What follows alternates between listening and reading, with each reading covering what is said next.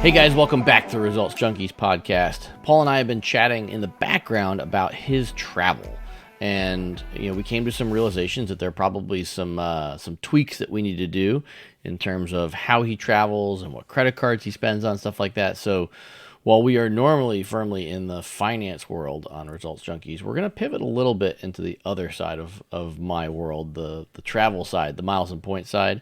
And we're also going to talk a little bit about a Wall Street Journal article that we'll include in the show notes about the slowing of travel spending and what that means globally, just because travel touches so many different areas of the economy. Mr. Singh, how the heck are you today? I'm good. I'm 50% terrified about how much you're going to skewer me today, and then 50% inspired by the idea that I too will be able to do the crazy travels that you show on your Instagram reels.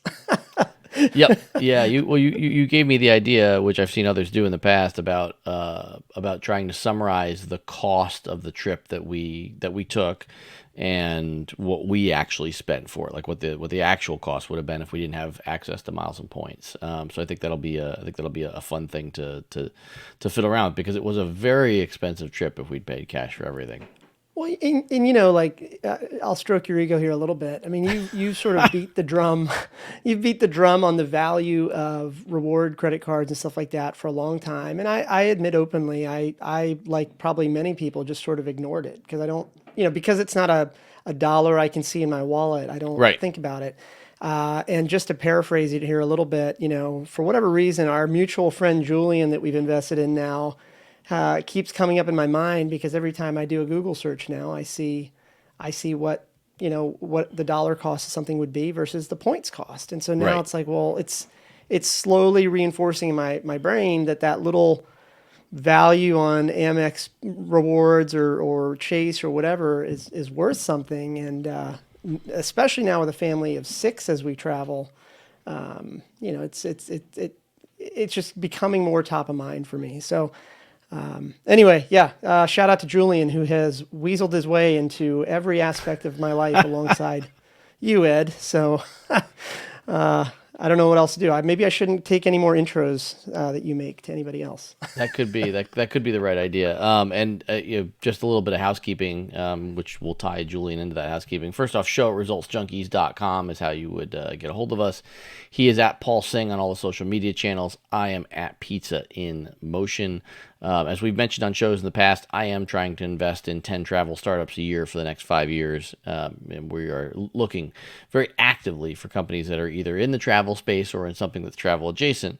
And Julian's a good example of that. Points Path is the company that he founded that we recently, both you and I recently invested in.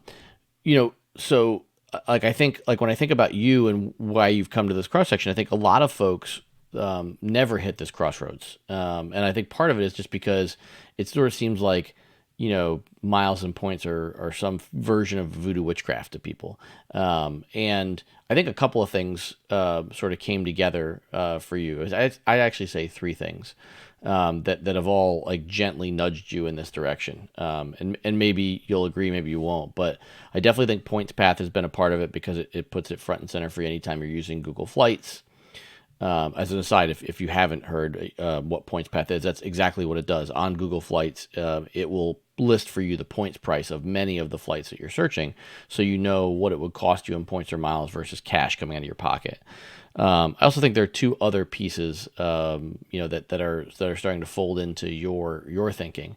One, I think, as you know, but maybe viewers and listeners don't know, there've been a handful of trips where you and Dana have been going somewhere, and I've used some of my upgrade points to upgrade you guys. And so, what would have been a flight crammed in coach turned into something a bit more comfortable, if you will. Maybe not lobster and Chateaubriand, but a little bit of better experience. And then the other thing I think that you actually did note on the show a few weeks ago was this. Your kids are starting to age out of free tickets, and so we always talk about in the startup world that founders are creating solutions to problems. And so you have a problem and you're looking for solutions. And you guys love to travel, which I love. And I think ultimately, you mentioned something in the pre-show, which I think is, you said, that maybe this will be a really easy conversation. The conversation is not necessarily easy or hard, but I actually believe almost every one of these conversations is different. Some of them have the same answers, but the reality is you don't travel exactly like I do, and you don't travel like a lot of the people that are listening or watching because you have 35 kids. So you have unique problems, and Right. we all have different ones, and everybody likes to travel differently. I think when I think about this, though, and we've talked a little bit about this in the show, I don't think about points and miles like points and miles. I think of them like currency. They are pesos or pounds or euros. They're just another form of currency. And why is that important? Well, because you can take, you could just go get a cash back card. Go get, Fidelity Rewards or Bank of America or something, and you can get 2% cash back. So that's our baseline. Knowing that we can get 2% cash back without even trying, why would we take less than that in rewards? That's our baseline. So anything we talk about, has to funnel into that. But, again, going back to this concept of we're solving a problem, we need to solve your problem, not somebody else's problem. And so your problem is, and I'll paraphrase, and I want you to talk a little bit about it more. You live in D.C., closest to Washington Dulles. Any airport other than that is going to be less convenient to you, but there's some trade-off where you drive to BWI or DCA. You certainly wouldn't do that to pay more money for an airline ticket. You do that to have fewer connections or to spend less money or any of those things. But I want you to outline for folks why you asked me the question in the first, the leading question was about the program that I'm a part of at United called Pass Plus, which I'll talk about in a bit. But talk about why you're thinking about travel now in terms of your business travel and the things you guys want to do personally with the kids and the trips you and Dana want to take on their own. Yeah. So I texted you over the weekend, and I was like, I think out of the blue, I just texted you. I was like, hey, I know you're not, in love with United, but talk to me about global services. Is it good enough that I should throw the money down to get it? And you responded right away with no, but let's talk about it. And that's kind of where we ended up. So happy to provide more color, but I think I want to be selfishly. I want to figure out what my game plan is for my family, but Yeah. whatever the opposite of selfish is, I hope if we have this conversation on the pod, maybe this will be useful to other families and entrepreneurs that might be thinking about these same kind of problems. So where we are right now. So I live just outside of DC. My primary airport, the largest one with lots of flights, is going to be Washington Dulles, very Yep. close to home, as you know. I'm not afraid of going to Reagan, DCA. It's 50 minutes down the road and all that, but not ideal, but not scared of going it. 50 minutes when there's no traffic. Right, yeah, A very key for anybody who's ever lived in DC. A very key yeah, detail. and I'm definitely never going to BWI. Not going to drive down to Richmond. It's Dulles is the home, and DCA is the backup.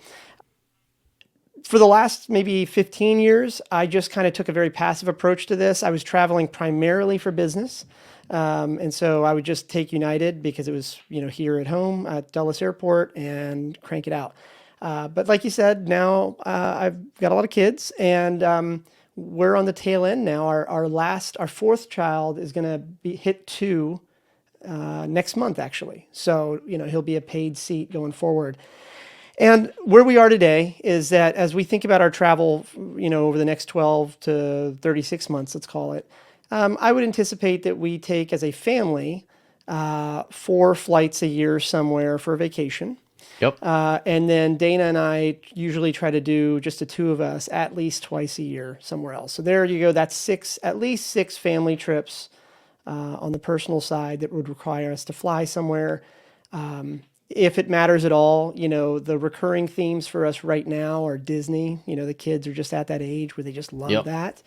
And then Dana and I kind of always sneak down to St. John. So you fly into St. Thomas. That's kind of it's easy 4-hour flight direct down there and all that. Over the next couple of years, if it matters at all, I could imagine that as the kids sort of grow a little bit further, I think Disney may not be like a twice a year thing for us. It might be like maybe a once a year thing. And then we maybe go to things like the Grand Canyon or, like some kind of more U.S. travel. I think I say all that because I think, overseas, like taking the trips to Europe and stuff like that, I think we're probably realistically at least 4 or 5 years away from that, just because I think our youngest, we'd want them to be a little bit older for time zones. So I share all that because it might change that or lay that or paint that picture. On a professional note, I think that my business travel will likely pick up here over the next 12 months as well. I think it's probably reasonable to assume that I'll be taking at least a trip every month somewhere in the continental U.S. Customer visits, visiting maybe one of our co-investments, things like that. But primarily going to be, for business purposes anyways, primarily going to be U.S. based travel, continental U.S. I don't see us going to Alaska or Hawaii for business or anything like that yet. But yeah, let me stop there. Happy to give you. I told you in the pre-show, like I'll open the kimono fully and tell you everything I got, and that way you can kind of tell me what to what to do here. Yeah, and we'll talk a little bit about how I ended up with global services on United and why it was attractive to you and whether it's a good fit. But I did want to touch base on one other thing for a second. You talked about national as a concept, and I bring this up only because I want people to think about this. I National want airport or yeah, national travel? national airport. Yeah. Yeah. I want people to think about this holistically in terms of like how they would travel. So if you were gonna travel with the family and choose DCA over Dulles, I would imagine it would be because it was going to save you some amount of money or travel time. Is that fair? Yeah, I would say our balance is always on the personal side. It's always a balance between price and agony. Mm-hmm. And for example, one of the plus sides to Reagan is Southwest has more Mm-hmm. flights midday down to Orlando, for example, Right. than Dulles does. Yep. So that would be an example. But yeah, it's always a balance between price and timing. Like for me personally, if I'm just traveling somewhere for business, I'll take the earliest flight every morning to get wherever I need to be. No big Right. deal. But with the kids, as you can imagine, it's like let's like with a flight we've got here next week or whatever. It's like we're taking a 12:55 out of Dulles, and then returning at 7 p.m. to Dulles a week later. So, and that's just Yeah. because it's daytime for the kids. Yeah, when the kids are young, the flight times are going to be more constrained because you're trying to keep them on something of a sleep schedule, which is, Correct. when the kids are miserable, you're miserable too. I think, the one thing I'd throw in there is just, you were pretty adamant about never going to BWI, which to some degree I understand, but I would also say outside of traffic, just note that BWI is about 10 minutes further away from your house than National or Reagan. So, you're probably talking 50 minutes to Reagan door to door, and you're probably talking right at an hour to go to BWI. And there are a massive amount of Southwest choices there. And the only reason why I bring that up, because you did mention Southwest was one thing I was going to bring up. We're going to talk a lot about business travel, but Southwest actually has what I consider to be the most valuable benefit in all of domestic U.S. travel. It can be a little bit hard to qualify for it living where we live, but this is where credit cards come into play. Have you heard about Southwest Companion Pass? No. So they don't do as good a job as I think they could advertising this, but what the Companion Pass on Southwest is that if you earn a certain number of points every year, which credit card spending and credit card sign up bonuses count towards this, you get one free airline ticket for every ticket you buy for the entire year. And if you time it right, you can actually get almost 2 years out of this.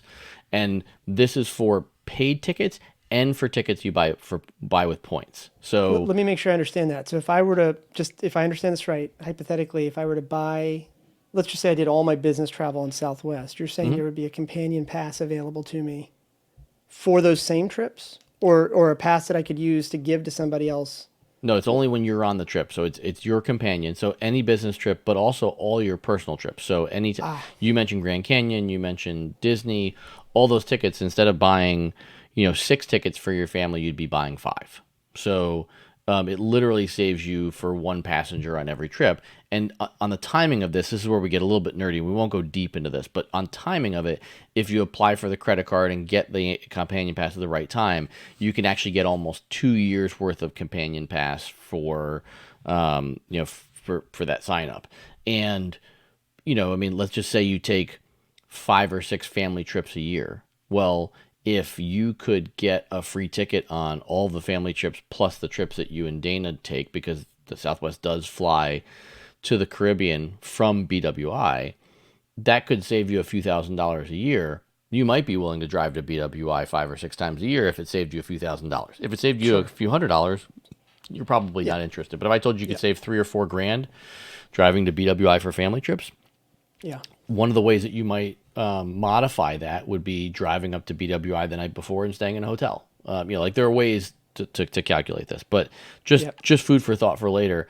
And we'll talk a little bit more about hotels as well for choices for you. But let's talk about the United Pass Plus program, because I do think it's relevant here in terms of business travelers, founders that might have a travel heavy startup to think about. And so, what Pass Plus is, and I think probably only relevant if you live in a United hub.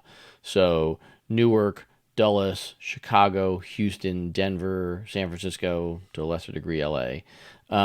Because otherwise than that, I would say you want to be more flexible. But Pass Plus means you deposit a certain amount of cash with the airline, and you use that to buy tickets on an annual basis. There are two different programs. There's Pass Plus Flex and Pass Plus Secure. The difference between the two programs is one of the programs offers you a small discount on every ticket you book, 3%, 4%. The other one, which is the one that I'm a part of, which is called Secure, I can use my funds to buy any fare that United has for sale. But in periods of high demand, I have an absolute cap on what it costs me to travel. What that means is, like, as you all know, if you're going to go to Vegas during CES, you could spend $2,000 for that ticket. My cap on that flight is $1,000. So it essentially protects me from the highest prices at the worst times of the year, but it also helps protect, as you well know, short term when you have to book some of these tickets last minute. For example, like if we had to go to Sioux Falls at the last minute, that could easily be a $2,000 ticket today if there's only a few seats left on that plane. Right. So that's what Pass Plus does. If you deposit enough money, Pass Plus will give you benefits, and one of those benefits is global services, which is United's invitation only top tier status, and that could be appealing for someone like you because it would give you more upgrades when you travel with your family. Would also put you up front, on your business travel more frequently. But probably most importantly, it would cover what we call ear ops, or when things go sideways. If flights are delayed, you're guaranteed a seat on the next flight, so you get home to the family when you're traveling for business. The downside to this for you is that it is use it or lose it, and so to get global services, you'd have to deposit at least 50K. There are rumors that they changed that to 75,000, and you have a year to use that money. Now you Yeah. could use that on your wife and kids as well, as long as they were traveling with you. But that's a lot of cash to spend in a year for you Right. where you're not traveling a ton and you don't have international. So like for me, Right. I'm going to go to, I'm highly likely to go to Web Summit again this year. Those tickets, those sorts of tickets are more expensive tickets. But even on my domestic travel, with as often as you know that I travel, I hate using the word only here because it's a lot of money, but I'm probably only going to spend 30 or 40 grand with United Right. this year. And I'm going to Right. travel a lot more than you. And Right. so I think even with you booking family tickets, I think it'd be hard for you to spend enough Yeah. to, I would. to get to that number. I mean, you'd have to. I would imagine, at least given like the 6 or so family trips that we just talked about, it's like you'd have to book pretty much everything in F, Hmm. and maybe they'll let you spend up to 75 grand on that or something like that. But yeah. Yeah, so it starts to become not worth it for someone like you. You can Right. pay for a couple month extension, but then you're putting out more cash, so you have a little bit Yeah. longer than a year to Yeah. use it. So I, Yeah. I don't necessarily think that program's a good fit for you today. But the other reason why I don't think it's a fit is because I do think you're going to grow into other travel, international, whatever it is. And the reality is that I think you know this, having flown enough. You know that in coach, pretty much all the domestic airlines are the same. The seats Yeah. are roughly the same comfort level, Yep. all that stuff. And so, when you can fly out of national because that's better for your family. Southwest is a great example of an airline that has a big presence at national but doesn't have a presence at Dulles. You don't want to feel like you're like beholden to United for taking a worse itinerary for your family. And that's what buying into Pass Plus would do for you. Also think internationally, like I'm working on finishing off a million butt in seat miles on United, which would give me lifetime status with them. So I make bad choices. Instead of flying a better international product to Europe, I'm flying United because I want Yeah. those butt in seat Yeah. miles. So I'm Yeah. making they're making me make irrational choices, and I don't recommend that for others. Yeah. Yeah. But what do you say? So, and again, I keep throwing poor Julian under the bus here. It's like, so prior, and I feel bad admitting this because I'm going to get yelled at by you here. But for the longest time, because I was, for whatever reason, loyal to United, I just would always search united.com for my flights. And then, Sure. as we got to know Julian more and it's all clicking with me, now I pretty much start all of my travel business and otherwise. I started thinking about it via Google Flights first, just to kind of see all the comparisons. So when you, okay, so I think just to summarize where we are this far, Southwest may be the right thing for me from a family standpoint, as long as the timing works out, or the itinerary times work out for the kids. That could work out better. United Global or Pass Plus probably doesn't make a whole lot of sense unless I find myself going to a lot of places where United is going to take me. So now that leads me to Yep. where we are now, which is like, okay, so let's just say I'll pick this. Let me give you two examples and see how you suggest I think about this. So, well, first of all, one other thing that we didn't share on the show, but maybe it's worth explaining. One of the things you've also convinced me of over the last couple months is I gave up my Amex Platinum cards that I've had for 15 years and moved them down, air quotes, to Amex Golds. We're Yeah, getting we're going to 4x talk through points that. on that Absolutely. Yeah. now. We probably need to kind of like also revisit that and look at like things like the Capital One card, get access to the lounge here. We can probably look at all that. Yeah. But just to knowing that all I have is the Amex Gold right now on the personal side, let's kind of maybe throw it out as two examples here. Number one, let's pretend I was going to, you know, let's just use the idea that I'm going to go to Disney twice with the family, Yep.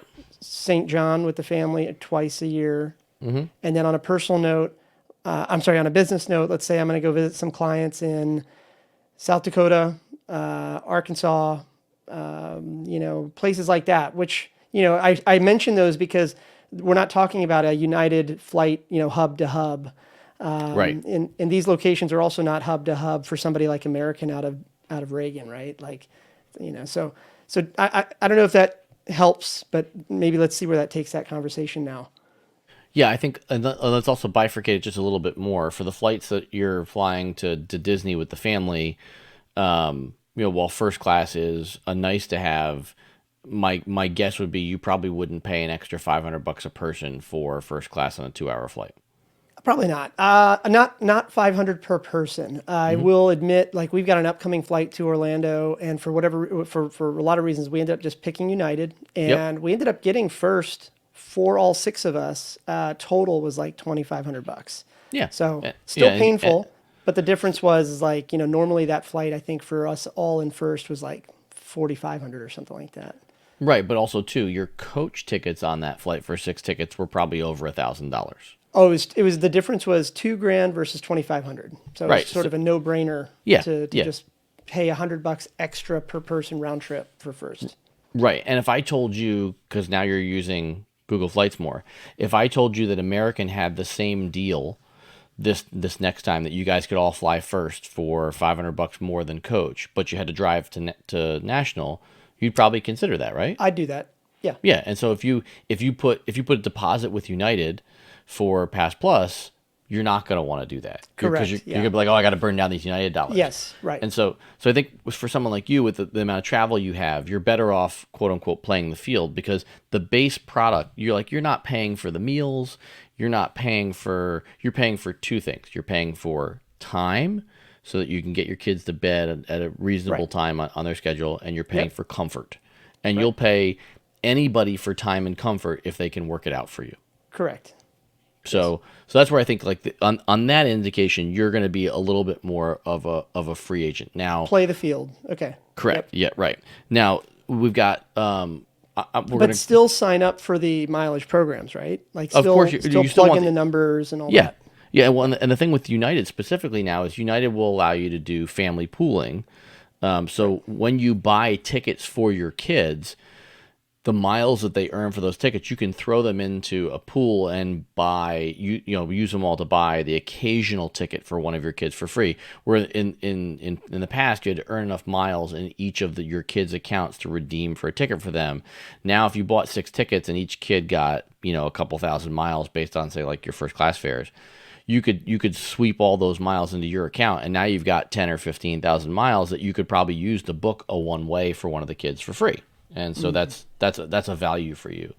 On the credit card side, we talked about dropping the Amex Platinums to Amex Golds. Now, that's still not what I would consider to be the primary strategy for you. But the reason why I suggested it is because you had, if I remember correctly, you had 2 Amex Platinum cards. Personal and business, yeah, and Yeah. and then 2 users on everything. So it's me and Dana. Right, so you had $700 per card, or $695 per card in annual fees. Correct. So $1,400 a year in annual fees. By moving down to the gold card, you at least temporarily drop from that $1,400 to $650 in fees. So you cut your fees Correct. more than half. Now there's a credible rumor out there that the Amex Gold card fee is going up, but you're going to save. You're going to put $700 back in your pocket, and your home airport doesn't have an Amex lounge. Or at least an easily accessible one today. Right. Like National's a different story, but you're not getting the lounge access from that card. So you're not getting the biggest benefit that you're spending an extra $700 for. If you go to someplace like Vegas or something, maybe you stop in the lounge on the way. But the airports that you guys are normally traveling to right now as a family don't have it, and they obviously don't have Amex lounges in South Dakota or Arkansas. So you're not getting that key benefit. Now, one of the reasons why we targeted the Amex Gold card for you was this gets back to this theory of, hey, look, if I get a cashback card, I'm going to earn 2% cash back. So I want to do better than that with my credit cards.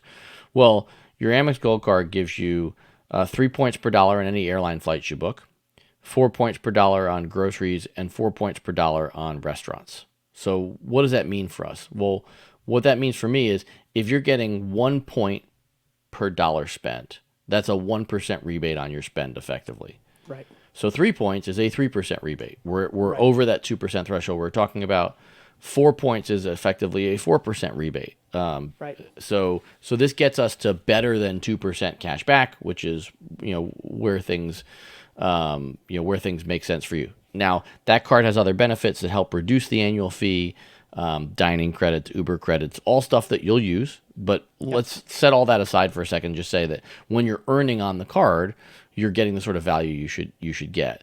But one of the things that you and I talked about, we're going to talk a little bit about the Capital One card here in a second, the Venture X.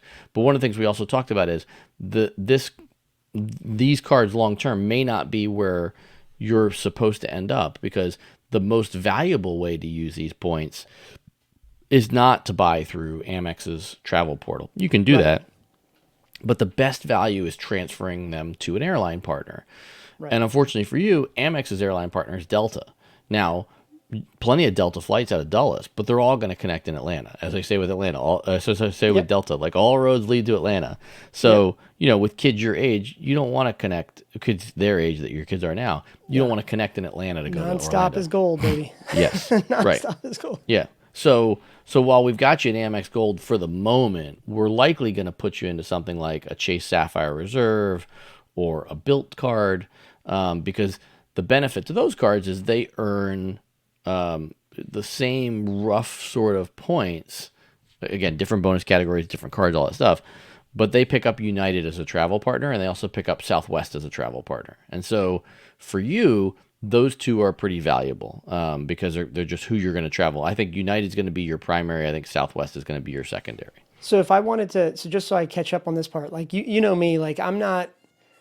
I know that there's a tremendous amount of value in like having lots of different cards and stuff like that to max Yes out the and no. points. Yeah. But I also think about like the cognitive load of having to keep track of all that. Right. I think what you're saying though is probably for somebody like me that wants to maybe consolidate all my spend onto one card that has maybe the most flexibility. You're saying right now in 2024, it's probably that Sapphire X from Chase or the Built card.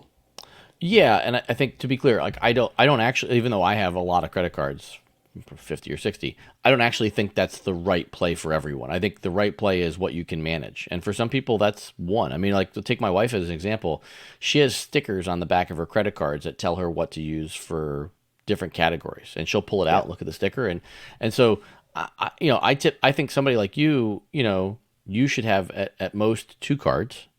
And if that works for you, then we should add a third. But you figure out two and maximize two first. Yeah. And so I think what we'll do over the short term is we'll probably cancel one of your gold cards and fill something in that spot to sort of start transitioning you to miles that get you more from Southwest and Marriott.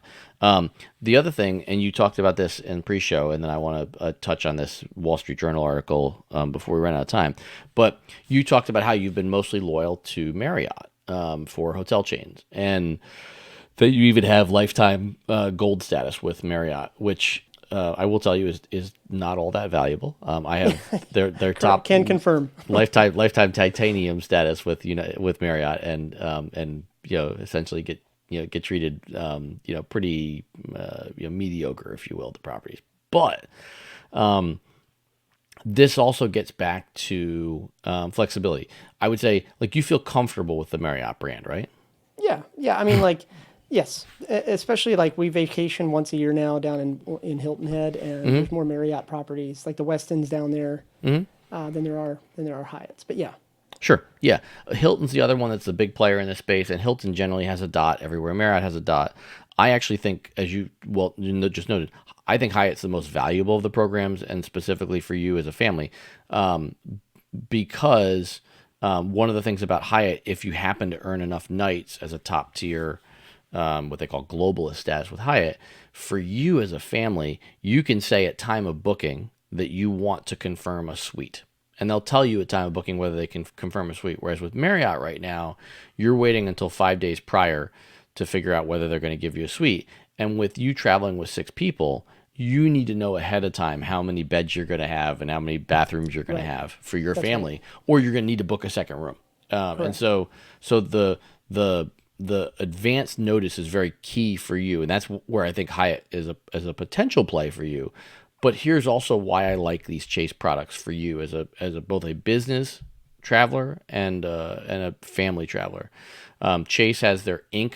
profile of cards, which are their business cards, and then they have their personal cards, which are the Sapphires. They earn flexible points in the Ultimate Rewards program, very similar to the Amex membership rewards program. But here's why I love it for you, and then we'll close talking about Cap One. Chase has partnerships with both Marriott and Hyatt. So you can transfer your points to Marriott or Hyatt. And so in this case, it's like if you find this cool deal for cheap first class tickets to Orlando for you and the family, then instead of using your Chase points for your airline tickets, maybe push those points to Marriott or Hyatt based on whatever your hotel needs are for a given trip. And by having the flexibility to do that at the time of booking and not having to commit to either Marriott or Hyatt ahead of time, you can pick whichever property works best for you. So in Hilton Head, where there isn't a great Hyatt for you, you can stay at the Marriott, and maybe at Disney, maybe you want to stay at Hyatt Grand Cypress, which is right around the corner from the entrance to the parks, and they've got a suite for your family, and so you transfer your points to Hyatt. Just gives you that Yeah. flexibility. So Yep. that's where Yep. ultimately I think Ultimate Rewards plays a bigger role for you. And then lastly, we talked about we mentioned briefly the Capital One Venture X card. Well, setting aside Chase for just a second, you're paying $1,400 in annual fees to American Express for those 2 platinum cards. Now you're paying half of that, Yep. and that means you can pocket $700. Or you can sign up for a Capital One Venture X card. And why is this card good for you specifically? Well, first off, the card has a $395 annual fee. So even if you signed up for one, you're still have less annual fees than you did with Amex. The card comes with a $300 travel credit every year that you could very easily use up on airfare or hotels. So really, you're paying $95 a year for this card. And that's just Your home, automatic. It's just whatever I book, as long as I pay for the flight on there, it's well, gonna. you have to book through their travel portal, but that's not hard to do. Now, there's certain things I wouldn't use their travel portal for, but for you guys, especially Disney, there are going to be enough things that you can pay for something Yeah. and get the value for that $300 credit. Now, Capital One does have a lounge at your home airport. They have a Capital One lounge right as you walk through TSA PreCheck. You've probably seen it. In fact, I think I brought you there.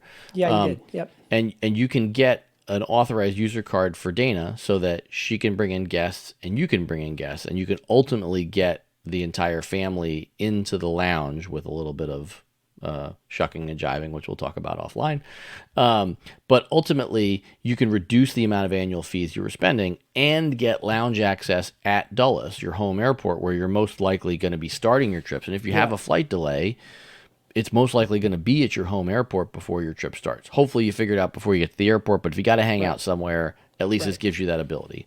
And this price pales in comparison to paying $600 a year for a United Club membership, where Per person, effectively. Yeah. right. Yeah. So that's where I think this is a good overall fit for you, where we shift you out of your primary spend card being on Amex and move you to a Chase card, and then Capital One Venture X gets you your lounge access here and then other places too, which plenty of other lounges that they have access to, but short term getting lounge access at Dulles is the most important. Yeah. Yeah. Questions about all that? I'm just writing this down, but just to confirm on the Chase side, that's the Sapphire Reserve. Is that the one?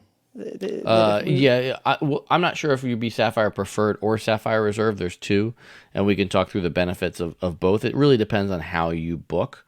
Maybe we can include that as a snippet, like a tail end of like a future episode to talk about the difference between those two cards. But there are differences between them, and a lot of it comes down to what the annual fee is versus how you're going to use the card. Yeah. Yeah. All right. Perfect. Well, I feel pretty good. Like we could put a pin in it right there and maybe talk about this article that you pinned today because it is somewhat relevant, and I definitely have some thoughts there too. But why don't you set it up? Yeah, so the genesis of the article is it talks about how the boom in travel spending is slowing down, and we've been seeing this for a while. There was the term that I heard used most frequently was the term revenge travel. That people were getting out after COVID, but really, I mean, there was just a lot of cash saved up. There were stimulus checks, there was PPP, there was all this stuff, and so people wanted to travel. A lot of people love to travel. It's this. This is their reset, and this is their splurge, and that fuels so much. I'm like, we're a consumer economy, so when you're taking the kids to Disney, you're having fun with your family, but that's obviously driving the economy. You're buying park tickets, which employees have to be there to help you with those park tickets. You're buying balloons and food and all these things in our consumer economy. And travel has been an important bellwether of the economy for a long time, in that when people stop spending on leisure travel, it's usually a good signal that we're in something of a recessionary environment. Makes sense. I mean, if they don't have cash to spend, then they're not going to spend it as freely on something that's frivolous isn't the right word, but travel is definitely a want for leisure travel as opposed to a need. Right. So as we sit here today and we hit this period of slower travel demand, that has a lot of implications. And I would say, and I want to hear your thoughts on this, but I would say there are two primary implications in my point of view. First off is founders and startups that rely on the travel ecosystem are going to have a harder time, in some cases, growing. And what I mean by that is if your goal is to help people book, an Airbnb, that's going to be, like, those bookings are likely going to go down in a recessionary environment, or where there's quote unquote softness in the economy. On the flip side, somebody like Julian with PointsPath, not to talk our book every week, but people who are helping customers use points and miles to save cash, do see growth in periods like this when interest rates are high and there's not a much bunch of money in savings. If you're able to figure out how to get a deal or to use your points or miles to defray an expense, those things can be more popular in a time where people don't have as much money in the bank to pay for travel. Yep. Yep. Yep. Well, let me, well, I always have thoughts. Ask me the question you're about to ask, and then I'll try to stay on topic. Well, so from I guess when you think about where we stand today, and you think about, let's take let's take travel as a whole, and the money that's in their discretionary spending. Do you tend to agree that you feel like we're hitting this next period of slowing growth in the travel industry? I think I would agree. I think, now tell me if I'm wrong. I You are. just probably correct. But on the whole, now I'm going to just speak on the whole. This is obviously a very nuanced statement, but let me just say it anyways. I would say that the travel industry, when we say that, we're alluding to or including the airlines and the hotels and all the, those guys. Yep. The travel industry is really held up by business travel. In other words, that business that needs to send a sales rep out is probably not as price sensitive as maybe the family that's thinking about a Disney trip next April. So in other words, like, that's really the bread and butter of the revenue for hotels and airlines is probably like, it's classic 80-20 rule, right? Like, the 20% of travelers that are price insensitive are probably generating 80% of the profits for these folks. If that's true, then when that side of things softens up, those costs have to be absorbed somewhere else. It probably flows through to, like, whatever the consumer tickets are. Do you agree with me so far on this? I do. I actually think there's some people that think that business travel plays a much less significant role after COVID, but I think you can use a key example. When you reached out separately offline to Julian and I, on something that he and I had actually been talking about, which was, hey, wouldn't it be a good fit for Julian to be able to talk to Matt Paulson, Yes. from MarketBeat? And the way you framed it up, which maybe this is us old dudes talking like this way, or I'm an old dude, but, like, you didn't talk about getting on a phone call with Matt Paulson. You said, you know what, we should go talk to Matt. Let's go have dinner with him. Because we know that, like, if you want to get the best of what's in a guy's head like Matt Paulson, you don't want him on the phone. Like, you want to corner him like we did at dinner, and you want to be like, hey, I got questions. And Yeah, that's right. and I think that's I think that aspect of business travel is something that I don't think is going away. The in-person meeting is still the best way to land the sale or get the information you're looking for. I've said it before, and I'll say it again. I think that Zoom and Google Meet and all these things, they are really great, and they're one of the things they're really great at is maintaining relationships. But there's really very little. There's really no way for them or anything like that to replace, like, the core human element of shaking a hand, Right.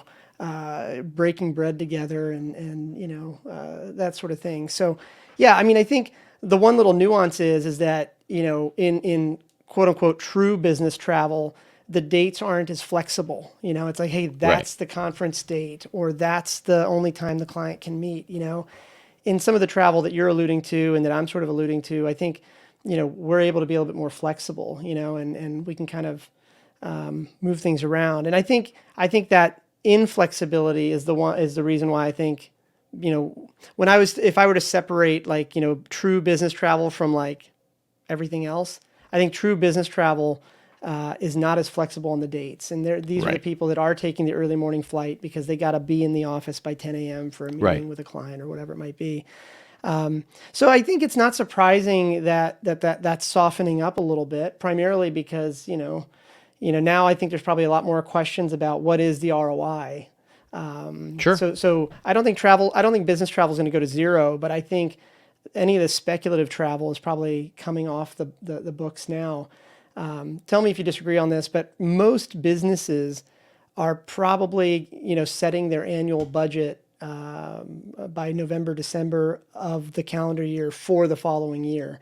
So in other words, like given whatever they're feeling right now in terms of overall profit margins and things like that, that's going to influence the budget that they set here later in the year for all of next year. Right. And I Agreed. think what I would suspect is gonna happen is that the tighter the margins, the tighter this year was for most businesses, the tighter the travel budgets are going to be next year. I don't think they're going to zero for sure, but the speculative stuff is definitely coming off the travel budgets now. So anyway, it's hard to disagree with that article, and I think that but on the flip side, I think that like personal travel, even though I do agree with what they said in the article about like, more and more people more and more consumers are probably feeling spread thin. I think everybody's probably in agreement that the combination of high interest rates and inflation and all those things is really cut discretionary spending for the average consumer. I agree with all those things.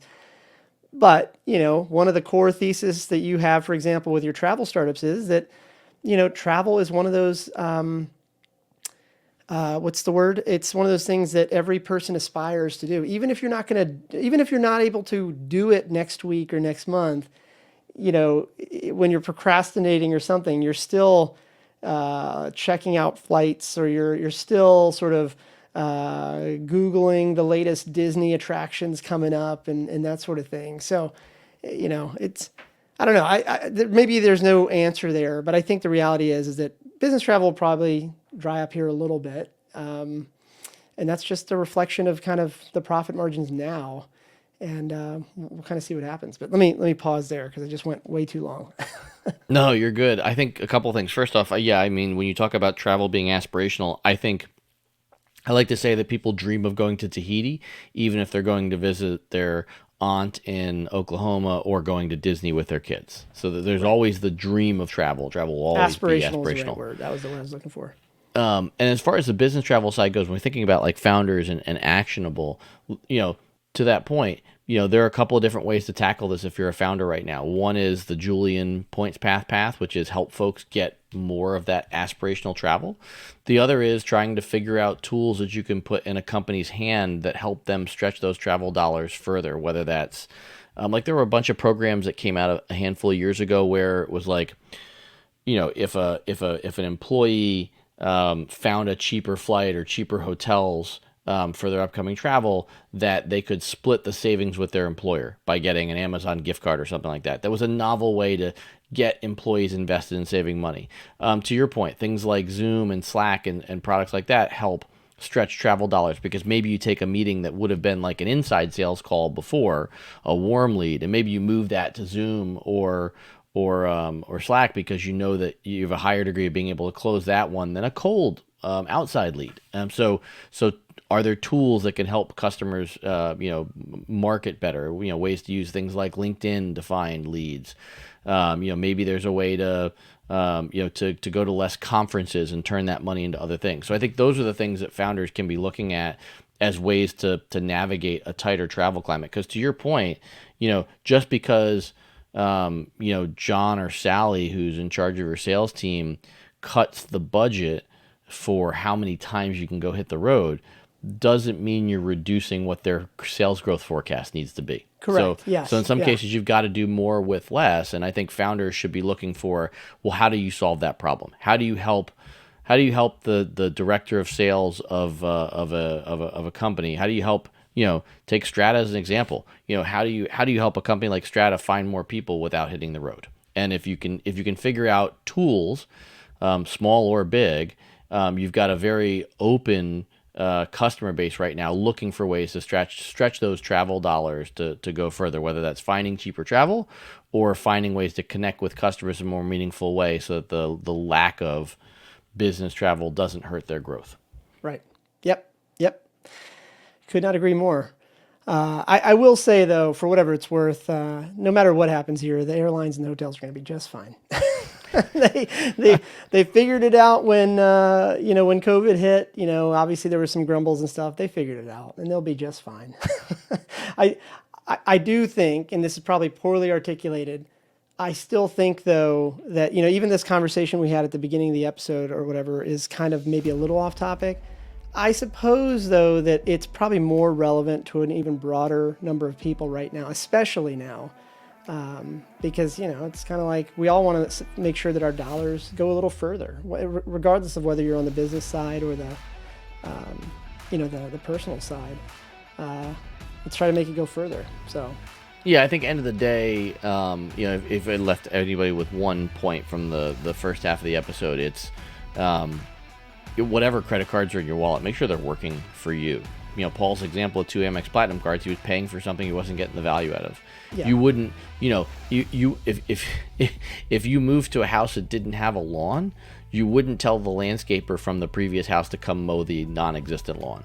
And so I look at the credit card the same way. Like if you're not using those benefits, then you're just pissing away money. So glad to hear that you've moved to lower fees. We're going to keep making things better for you across the spectrum of travel for you, Mr. Singh.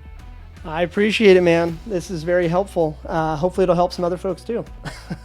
Yeah, and hopefully we get to South Dakota before the first snow of the year. That's my goal. I am just waiting on an email back from our buddy, and we will see. But one way or the other, we're going to end up there. So, although first snow, that's hard to guarantee. I imagine it's probably snowing there now in August. Who knows? Yeah, we definitely caught snow the last time we were there, so I'd like to see it without the snow if we can.